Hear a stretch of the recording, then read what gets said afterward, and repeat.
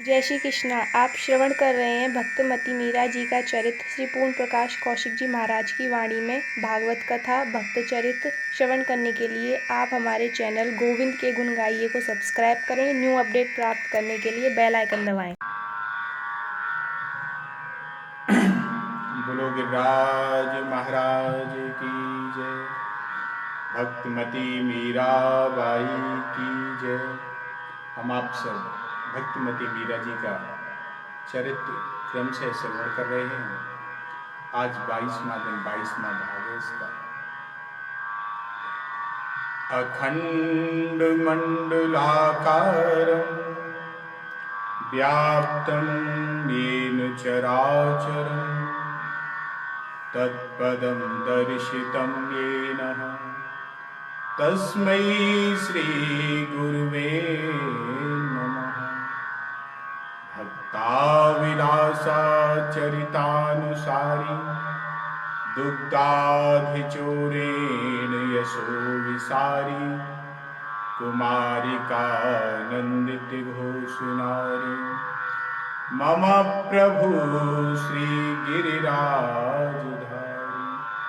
भक्त भक्ति भगवंत गुरु चतुर्नाम वपु एक इनके पद वंदन किए नासहि विघ्न अनेक।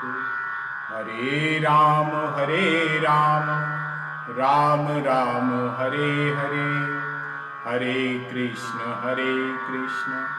कृष्ण कृष्ण हरे हरे। बोलो भक्तिमती मीरा बाई की। कल के प्रसंग में आपने श्रवण किया कि मीरा ने विष का पान कर लिया और चंपा से बोली, चंपा ला आज घुंघरू ला, मैं आज अपने गिरधर के समक्ष नृत्य करूंगी, नाचूंगी। चंपा ने घुंघरू दे दिए और मीरा जी ने नृत्य किया और मीरा जी के नृत्य का करते हुए देख करके दासियों की आंखों में आंसू भराए और निश्वास हो गई और ऊदा कुंवर बाई के आश्चर्य की भी सीमा नहीं रही कि ऐसा हलाल विष पीने के बाद भी मीरा जी नाच रही है।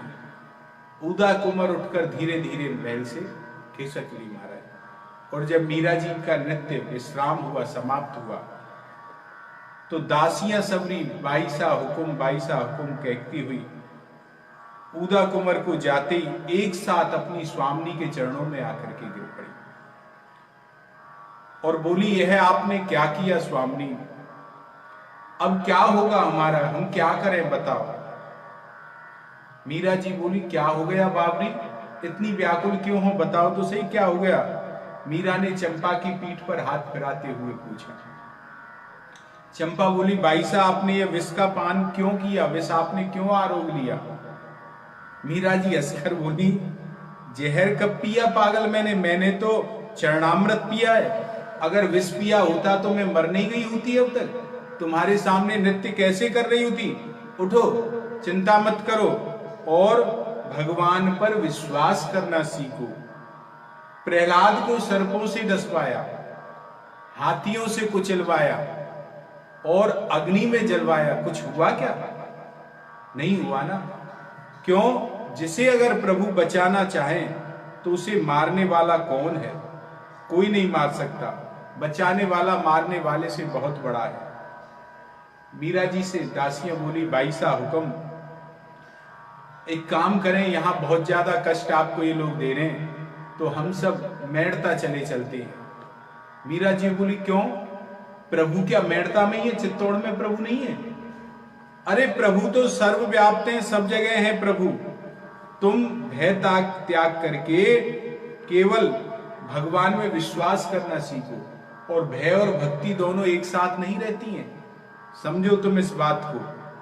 और उधर जब राणा को पता चला कि मीरा को मैंने हलाल विष दिया और मीरा उस विष के कटोरे को पी करके नृत्य कर रही है, तो अब तो राणा क्रोध में और बावरा हो गया। उसने कहा कि जरूर वैद्य ने मुझसे धोखा किया है, अन्यथा वो नाच नहीं सकती। विष नहीं दिया है उसने, विष के नाम पर उसने कुछ और ही दे दिया है। उसने वैद्य को बुलाया और वैद्य से कहा डांट करके, क्यों रे धूर्त, तूने मेरे साथ में छल किया, धोखा किया। तू तो कह रहा था कि इस विष की एक बूंद पीते ही हाथी भी मृत हो जाएगा, और ये क्या हुआ? तो वैद्य को यह नहीं पता था कि यह विष मीरा जी के लिए बनवाया गया है।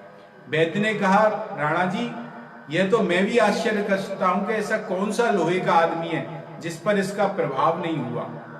तो राणा जी बोले, अच्छा, जिस थाली में खाता है उसी में छेद करता है और हमको ही चालाकी दिखा रहा है, तुझे पता नहीं है हमारी भाभी मीरा जी के लिए बनवाया था।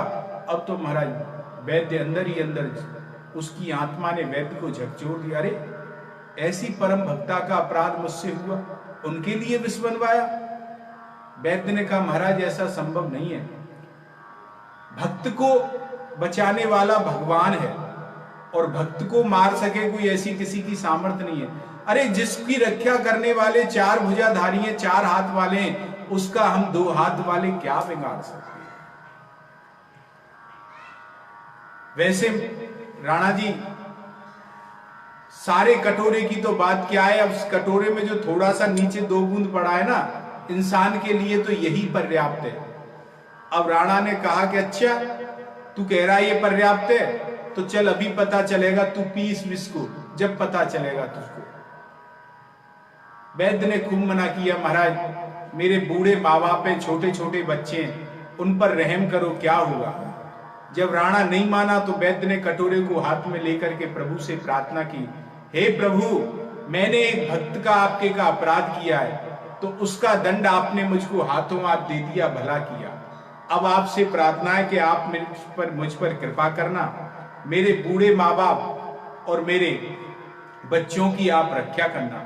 ऐसा कहकर के वैद्य ने प्रभु का स्मरण करते हुए उस विष के कटोरे में बची हुई 2 बूंदें अपनी जीभ पर टपकाई, और जैसे ही विष की बूंदें वैद्य की जीभ पर टपकी तो वैद्य निष्प्राण होकर के गिर पड़ा। राणा ने समझा कि ढोंग कर रहा है कुछ अभी थोड़ी देर के लिए, किंतु उसने देखा कि बिल्कुल ही मर गया है, लुढ़क गया है, तो उसने अपने सेवकों को बुला करके वैद्य के घर पर खबर करवाई कि ले जाओ इसे, कह देना इसके घर वालों को इसे ले जाएं। ऊदा राणा के महल में पीछे खड़ी खड़ी दोनों दृश्य देख रही थी। उसने दोनों बार विष पीते हुए देखा, उधर पहले मीरा जी को भी विष का कटोरा पीते हुए देखा और नृत्य करते हुए देखा, और इधर 2 बूंदे वैद्य की जिह्वा पर जाते ही वैद्य को मृत होते हुए देखा। तो ऊदा का हृदय भी झकझोर गया, रे मैं कितनी पापनी हूं, इस पापी का दुष्ट का संग दे रही हूं, प्रभु भक्तों की साजिश में साथ दे रही हूं। और मन में भाव आया, रे इसके प्राण लेने की क्या आवश्यकता थी, आपको अगर परीक्षण ही करना था तो परीक्षण तो आप किसी कुत्ता बिल्ली पर कर सकते थे। ऐसा विचार करके ऊदा धीरे धीरे पीछे से अपने महल की तरफ खिसक गई और अपने महल में जाकर के दासी से बोली कि देखो, तुम ऐसी जगह खड़ी हो जाओ छुप करके, तुम्हें कोई देखे नहीं। और जब वैद्य के घर वाले वैद्य को सबको लेकर के जाएं, मृत शरीर को लेकर के जाएं, तो उनसे कह देना कि इस मृत शरीर को लेके आप मेणतनी जी के महल में चले जाएं, वह इनके प्राण पुनः लौटा सकती है। और ऐसा देख करके ऊदा भी स्वयं मीरा जी के महल की तरफ चल दी महाराज, और वहां महल में जाकर के मीरा जी के क्षमा मांगने लगी, मैंने आपको बहुत दुख दिया है भाभी साहब, मुझे क्षमा कर दो। और ऊदा सुबकते हुए मीरा की गोद में अपना सिर रख करके अश्रुपात करने लगी। मीरा जी बोली, यह क्या कह रही हैं आप भाई साहब, मुझे तो स्मरण ही नहीं आपने कब दुख दिया, मुझे नहीं पता, ये तो प्रारब्ध है, दुख सुख तो व्यक्ति अपने प्रारब्ध के अनुसार भोगता है, मुझे पता ही नहीं चला आपने कब दुख दिया, और मुझे तो दुख नहीं हुआ बिल्कुल भी। प्रभु के स्मरण से अगर मुझे कहीं फुर्सत मिले तो ही तो अन्य आय बलाओं के बारे में विचार करूं। ऊदा अश्रुपात करती हुई मीरा जी से बोली, मुझे भी कुछ बताइए भाभी साहब। ऊदा कुंवर आंसू ढलकाती हुई बोली, मीरा ने कहा कि मेरे पास क्या है, मेरे पास तो केवल एक प्रभु नाम है, प्रभु का नाम है, सो आप भी लीजिए उनका नाम, आप चाहो तो आप भी लिख सकती हो। और प्रभु में विश्वास कर रखिए और सभी को भगवान का स्वरूप मानिए। जितनी भी प्रकृति जीव जगत है सब भगवान की रचना है, सब भगवान के बनाए हुए हैं, उन्हीं में विश्वास कीजिए। और संत महात्मा जो कहते हैं उसे सुनिए, मनन कीजिए और आप भगवान के चरणों में विश्वास से भगवान के चरणों को पकड़ लीजिए। और भगवान सर्वसमर्थ हैं, वही आप पर कृपा करेंगे। मैं किसी को नहीं जानती, उदा बोली, भाभी साहब मैं तो किसी को जानती ही नहीं, भगवान को जानती ना संतों को जानती।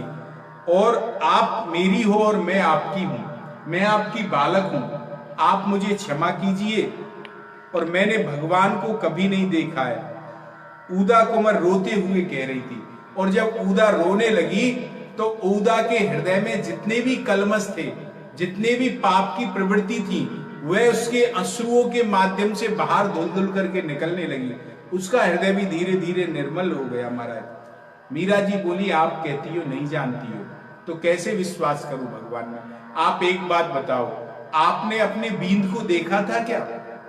जब आपका विवाह हुआ उससे पूर्व आपने अपने बींद को देखा तो नहीं था? और उससे फिर आपने प्रेम किया कि नहीं किया? उससे विश्वास किया कि नहीं किया? उदा जी बोली, भाभी साहब मैंने तो उनको नहीं देखा, किंतु अन्य लोगों ने देखा था, उनसे सुना था, बात हुई थी। किंतु भगवान को किसने देखा है? भगवान को तो किसी ने नहीं देखा। मीरा जी ने नेत्र बंद करके श्वास करके रोक करके कहा, अगर मैं कहूं कि मैंने देखा है और अन्यों ने बहुतों ने देखा है तो उनकी बात पर विश्वास करो। क्यों? इन साधारण नेत्रों से, साधारण बुद्धि से भगवान के दर्शन नहीं हो सकते। भगवान यदि कोई हो पहचानता है उनको, सब नहीं पहचानते भगवान को। अब ऊदा कुंवर ने मीरा जी की बात सुनी और उनका प्रभु के प्रति अविचल विश्वास देखा तो महाराज स्तब्ध रह गई। और अब मीरा ने तानपूरा उठा करके अपना वही पुरानी मुद्रा में मेरे तो गिरधर गोपाल गाती रही। ऊदा कुंवर बाईसा मीरा से भक्ति ज्ञान प्राप्त करने की बात कर रही थी, श्रवण कर रही थी, भक्ति का ज्ञान प्राप्त कर रही थी। उसकी आंखों से अवचल आंसू बह रहे थे और जो पाप कर्म थे वो धुल गए महाराज। इतने में बाहर कुछ आवाज आई तो मीरा जी ने अपनी दासी गोमती से कहा, गोमती बाहर देखना क्या शोरगुल है, कैसी आवाज आ रही है? ऊदा ने कहा, भाभी जी कुछ नहीं है। जब राणा को पता चला कि आपने विष पिया और आपको कुछ नहीं हुआ तो उसे वैद्य पर अविश्वास हो गया और उसने वैद्य को बुला करके जो उसमें बची हुई 2 बूंद विष था वह बस उसने वैद्य को पिला दिया और वैद्य के प्राण चले गए। मीरा जी को बड़ा कष्ट हुआ, अरे मेरे कारण एक ब्राह्मण के प्राण चले गए, इससे तो अच्छा यही था कि मेरे ही प्राण चले जाते। हे प्रभु आपने ये क्या किया? और इतने में बूदा की जो दासी थी, मीरा जी की जो दासी थी वह भी आ गई। उसने कहा, कुंवर बाईसा एक वैद्य के प्राण चले गए और उसके घर वाले उस वैद्य के देह को आपकी तरफ ही लेकर के आ रहे हैं। इतने में वह बात कह नहीं पाई कि सब वैद्य के परिवारीजन उस सब को लेकर के आ गए और वैद्य की मां मीरा जी के चरणों में पड़ गई कि हे रानी साहिबा आप हमारी रक्षा करो, इसके अलावा हमारा भरण पोषण करने वाला कोई नहीं है। आप सर्वसमर्थ हो, आप कृपा करोगी तो यह पुनः जीवित हो सकता है, अन्यथा हम सबको भी मरवा दो या हम सब भी अपने प्राण त्याग देंगे। मीरा जी ने तुरंत उनको पकड़ा और कहा, ये आप क्या कर रही हैं? आप ब्राह्मण होकर के मेरे पैर छू रही हैं, मुझे अपराधी क्यों बना रही हैं? वृद्धा मां की देख करके मीरा के भी आंखों में आंसू भरे आए और वृद्धा मां के आंसू में आंसू भरे आए। उसे तो बस मीरा जी को एक ही आश्रय अपने गिरधर गोपाल का। तो मीरा जी ने कहा, देखो सत्य में जिसको उसका आश्रय है उसे किसी और ठौर की आवश्यकता नहीं है। आप सब लोग प्रभु का स्मरण करो और प्रभु ने चाहा तो सब मंगल करेंगे। मीरा ने सबको धीरज रखने के लिए कहा और अपना एक तारा लेकर के मीरा जी गाने लगे। हरि तुम हरो जन की पीर, हरि तुम हरो जन की पीर। द्रौपदी की लाज राखी तुरत बढ़ायो चीर, द्रौपदी की लाज राखी तुरत बढ़ायो चीर। हरि तुम हरो जन की पीर। भक्त कारण रूप नर हरि धर्यो आप शरीर, भक्त कारण रूप नर हरि धर्यो आप शरीर। हिरणाकश्यप मार लीनो, हिरणाकश्यप मार लीनो, धर्यो नाहिन धीर। हरि तुम हरो जन की पीर। बूढ़ तो गजराज राख्यो कियो बाहर नीर, बूढ़ तो गजराज राख्यो कियो बाहर नीर। दासी मीरा लाल गिरधर, दासी मीरा लाल गिरधर, चरण कमल पर सीर। हरि तुम हरो जन की पीर, हरि तुम हरो जन की पीर।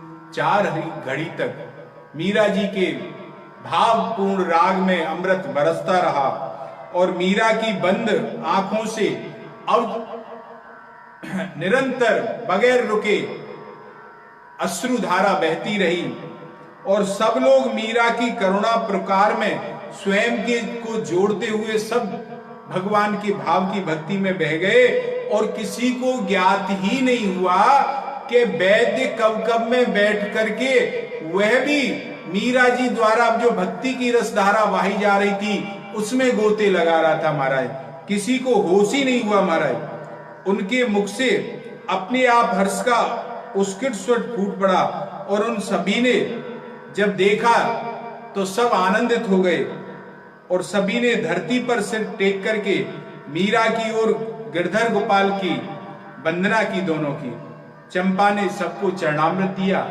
और प्रसाद दिया। वैद्य जी की पत्नी ने मीरा के चरण छुए। उसके मन में भावों को व्यक्त करने के लिए वाणी नहीं थी, केवल अश्रु बह रहे थे नेत्रों से। मीरा जी ने उनसे भी पुनः कहा कि मुझे क्यों दोष लगाती हो, आप ब्राह्मणों, आप मेरे चरण मत छुओ। सबको स्नेह से भोजन कराया मीरा जी ने और बालकों को दुलार करके विदा किया और ड्योढ़ी तक पहुंचते ही उन लोगों की जो वाणी मुखर नहीं थी वह मुखर हो गई और वह जयकार बोलो मीरा बाई की जय, गिरधर गोपाल की जय। मीरा जी ने तुरंत कहा, अरे चंपा जाकर इन्हें रोकना, ये क्या कर रही हैं? केवल गिरधर गोपाल की लीला है तो उन्हीं की जय बोले, उन्हीं की महत्वता है, उन्हीं का महत्व है। इतने में उदा बोली, बोलने दीजिए ना भाभी साहब, उनके अंतर में सुख और भीतर के हर्ष को प्रकट होने दीजिए आप। और लोगों ने, राज परिवार ने अब तक आपको जाना ही नहीं है कि मेड़तनी कुलक्षणी है, ये जानते थे सब लोग। और इनके आने से सब मर खुटे, आपके आने से सब खोटे हो गए, ऐसा कहते थे। उन्हें भी जानने दीजिए कि मेड़तनी जी तो गंगा की धारा है जो इस कुल का और दुखी प्राणियों का उद्धार करने के लिए आई है। उदा कुंवर वाईसा ने कहा, महाराज वैद्यराज के जीवित होते ही और जब दीवान ने महाराणा को आकर के बताया कि वो तो बैद्यराज जीवित हो गया और उसके परिवार वाले मीरा जी का जय जयकार कर रहे हैं। तो महाराणा चौंक पड़ा, अरे यह कैसे हो गया? और फिर सपन कर बोला कि वह तो मेरा ही मरा ही नहीं था, इसका मतलब यूं ही मरने का नाटक कर रहा था। मैंने ही उस पर विश्वास कर लिया और मैंने उसका पूरी तरह परीक्षण किए बिना ही उसके घर वालों को लेने के लिए भेज दिया। वह विष था ही नहीं, उसने नाटक किया है। विष होता तो दोनों कैसे जीवित रहते? मीरा भाभी और वैद्य बिल्कुल नहीं बचते। इधर सामंत और उमराव मीरा के विष देने की बात क्रोधित हो राणा समझाने के लिए वो आए, तो उल्टा राणा विक्रमादित्य उन्हीं को उल्टा आ गया और बहके मारे अचेत हो गए। उसने कहा कि वैद्य को मैंने विष नहीं दिया, वह तो मैंने किसी बात पर डांटा था और वह भय से अचेत हो गया और वहां जाकर के उसको चेतना आ गई, इसलिए मेरे प्रति ये लोग दुष्प्रचार कर रहे हैं, अन्यथा उसको कुछ हुआ ही नहीं था। महाराज मैंने वैद्य को मार डाला और भाभी जी ने उनको जीवित कर दिया, ऐसा लोग उनके परिवारीजन दुष्प्रचार कर रहे हैं। अब महाराणा के स्वभाव को कोई अंतर नहीं आया इस घटना के बावजूद भी। और महाराज उनको तो यह लग रहा था कि मैं एक स्त्री से कैसे हार गया, और ज्यादा द्वेष बढ़ गया और षड्यंत्र की सोचने लगे कि कौन सा दाव लगाया जाए कि जिससे इनको नीचा दिखाया जाए और इसको यहां से कांटे को निकाला जाए। महाराज मीरा हाड़ी रानी ने भी आकर के समझाया कि बेटा मीरा बड़ी भाभी है तेरी, वह तेरी मां के समान है और इस प्रकार से फिर उनकी भक्ति का भी प्रताप चारों रंग देखिए। सम्मान तो घर में आए हुए शत्रु को भी करना चाहिए। जिस राजगद्दी पर आप विराजमान हैं उसका और अपने पूर्वजों का सम्मान तो करो।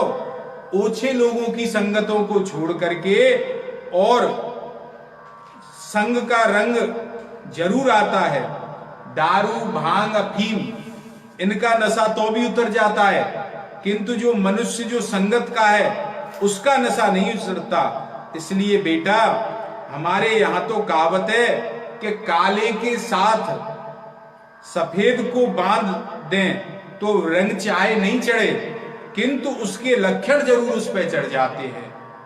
तो आप सामंतों की सलाह से राज्य पर ध्यान दो और आप मीरा को नजरअंदाज करके ऐसे समझो मीरा या है ही नहीं, इस प्रकार से भूल करके राज्य की व्यवस्था पर ध्यान दो।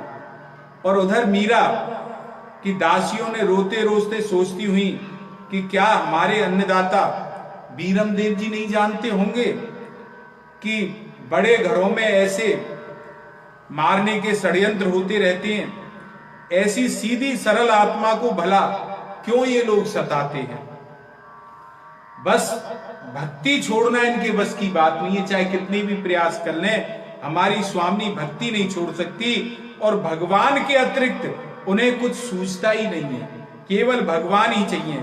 और मनुष्य का बुरा सोचने का उनके पास समय ही कहां है, वह तो कभी इनका बुरा नहीं सोचती, किंतु ये लोग क्यों हमारी स्वामिनी के पीछे पड़े हुए हैं, ठाकुर जी का संबंध स्वीकार करके उनको क्यों छुड़ाने का प्रयास कर रहे हैं बार बार। छोटे मुंह बड़ी बात है, पर चित्तौड़ के भाग्य से ऐसा संयोग बना था कि घर बैठे सबका उद्धार हो जाता।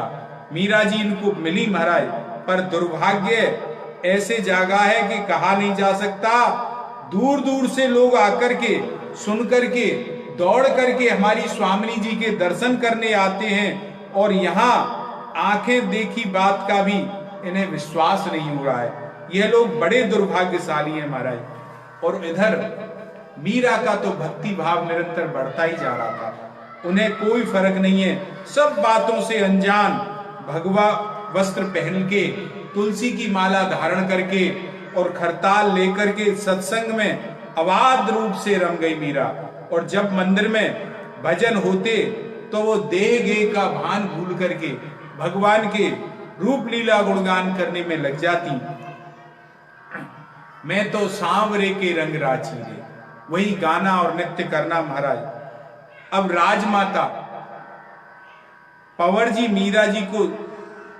मीरा को दी जाने वाली यातनाओं को सुनकर के उनका हृदय भी तड़प गया। उन्हें मन हुआ कि एक बार मीरा जी से जाकर के मिलकर कहें कि वह इन दुष्टों के यहां से निकल करके अपने पीहर चली जाए। मीरा जी के महल में जब राजमाता पधारी और इसने कहने लगी, बेटी तुम्हें देखती हूं तो आश्चर्य होता है कि तुम्हें राणा जी ने दुख देने में कोई कसर नहीं छोड़ी। जितने हुए प्रयास कर सकता था तुम्हें दुख देने के उसने किए, पर एक तुम्हारा भी धैर्य देखो, भक्ति में अटूट विश्वास है जो तुम अपने पथ प्रेम पर निष्ठा में बढ़ती जा रही हो। बस अपने गिरधर गोपाल की सेवा में ही रहते हुए ना तो अपने कष्टों का ही तुम्हें भान है और ना भूख प्यास की कोई चिंता है। मीरा ने सासू मां को आदर देते हुए कहा कि बहुत बार किसी काम में लगे होने पर अगर व्यक्ति की कोई चोट लग जाए तो उसे ध्यान ही नहीं रहता कि मेरे कब चोट लग गई, कहां लग गई, और वह स्मरण भी करता है कि मुझे कहां चोट लगी, कैसे लगी, उसे याद ही नहीं आता। इसी प्रकार अगर आप किसी कार्य में तल्लीन हो तो उन्हें पता नहीं चलता। मैं तो अपने गिरधर गोपाल के चरणों में अपनी रतिमती लगा करके लगी हुई हूं, तो ऐसे जैसे चोट का भान नहीं रहता, उसी प्रकार मुझे राणा जी के दिए कष्टों और उनका कोई भान नहीं है कि कौन कहां दे रहा है। तो मीरा जी की सासू राजमाता बोली, पर बीनती राणा जी नित्य ही तुम्हें मारने के लिए प्रयास करते रहते हैं और किसी दिन सचमुच ही कर गुजरेंगे। सुन सुन करके मेरा जी जलता रहता है, मैं घबराती रहती हूं, पर क्या करूं। रानी हाड़ी के अतिरिक्त तो यहां हमारी किसी की चलती नहीं है, केवल रानी हाड़ी की चलती है, और मैं तो सोचती हूं कि तुम पीहर चली जाओ। राजमाता ने कहा, हम कहीं भी जाएं, मीरा जी ने कहा, कुछ भी करें, अपना प्रारब्ध तो कहीं भी व्यक्ति को भोगना होता है और व्यक्ति का प्रारब्ध उसे पीछे नहीं छोड़ता। दुख देने वाले को ही पहले दुख सताता है, क्रोध करने वाला ही पहले उस क्रोध की ज्वाला में जलता है। जिस पर वह क्रोध करता है वह नहीं जलता है, क्रोध करने वाला ही पहले उस ज्वाला में जलता है। मीरा ने हंसते हुए कहा कि अगर मुझ जैसे को कोई पीड़ा दे और मैं उसे स्वीकार ना करूं तो आप सत्य मानिए सासू मां, मुझे राणा जी से किसी तरह का रोष नहीं है। आप चिंता ना करें, प्रभु की इच्छा से बिना कुछ होता ही नहीं है। जो कुछ होता है प्रभु की इच्छा से होता है, और प्रभु सदैव सर्वदा अपने जीवों का मंगल ही करते हैं। इतना विश्वास, इतना धैर्य तुम में कहां से आ गया बींदनी? राजमाता ने कहा, अरे बहू, इतना विश्वास तुम में कहां से आ गया? मीरा जी बोली, इसमें मेरा कुछ नहीं है माता, यह तो संतों की कृपा है। संतों ने ही मुझे जो सिखाया है कि प्रभु ही जीव के सबसे निकट हैं, घनिष्ठ हैं और आत्मीय हैं। भगवान के अलावा कोई दूसरा व्यक्ति का आत्मीय नहीं हो सकता, भगवान से ज्यादा निकट कोई नहीं हो सकता। यह संतों ने मुझे सिखाया है और वही सबसे बड़ी सत्ता है। तब प्रभु के होते हुए भय का स्थान कहां से आ गया हमारे हृदय में? अगर हमें भगवान पर विश्वास है तो भय के लिए हमारे हृदय में स्थान नहीं होना चाहिए। और प्रभु के होते हुए कैसी आवश्यकता, कहां? फिर हुक्म संतों की चरण रज में, उनकी वाणी में, कृपा में बहुत शक्ति होती है। सासू मां से इस प्रकार के कहा तो राजमाता बोली, तुम सत्य कह रही हो बींदनी, तभी तो तुम इतने दुख झेलकर भी सत्संग नहीं छोड़ती। क्यों? तुम्हारा विश्वास प्रभु में अटल है। पर एक बात मुझे समझ नहीं आती, भगवान के घर में ये कैसा अंधेर है कि निरपराध मनुष्य तो अन्याय की घनी में पिलते रहते हैं और अपराधी लोग भोग भोगते रहते हैं और तुम नहीं जानती, ये हांडी राजनीति शुरू से ही करती है, मुझे भी बड़े इसने कष्ट दिए शुरू से ही। आगे इसने मेरी राह में हमेशा अंगारे ही बिछाए, कभी मुझे चैन से नहीं रहने दिया, और अब विक्रमादित्य भी तो तुम्हें परेशानी कर रहा है, निरंतर तुम्हें कष्ट पहुंचाता रहता है।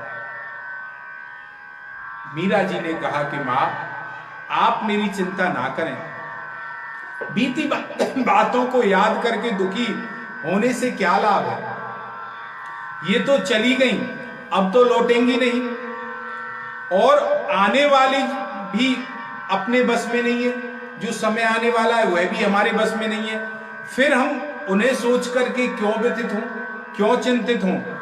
अभी तो समय है उसका कि उचित ढंग से उपयोग करो, जो वर्तमान है उसका उपयोग करो, और दूसरों के दोषों से हमें क्या मिलेगा, उनका घड़ा भरेगा तो फूट ही जाएगा, हम क्यों चिंतन करें उनके पापों का।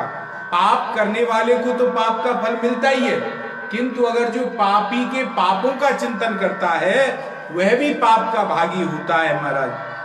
अब न्याय किसी का सगा नहीं है, हुकुम भगवान सबके साखी हैं, और समय पाकर ही कर्मों की खेती पकती है, जब तक समय नहीं होगा तब तक खेती नहीं पकेगी। अपने दुख अपने ही कर्मों के फल हैं, दुख और सुख कोई वस्तु नहीं है जो हम किसी को दे दें उसे, यह तो सभी अपनी ही कमाई खाते हैं, और दूसरे तो केवल निमित्त मात्र बन जाते हैं सुख देने के और दुख देने के। मीरा ने सासू माँ के आंसू पहुंच उन्हें ज्ञान की बातें समझा करके स्नेह से विदा कर दिया। आगे का क्रम से आगे करेंगे। माँ की चिंता दूर हो गई राजमाता की, मीरा अपनी भक्ति में लगी हुई है। बोलो भक्तमती मीरा बाई की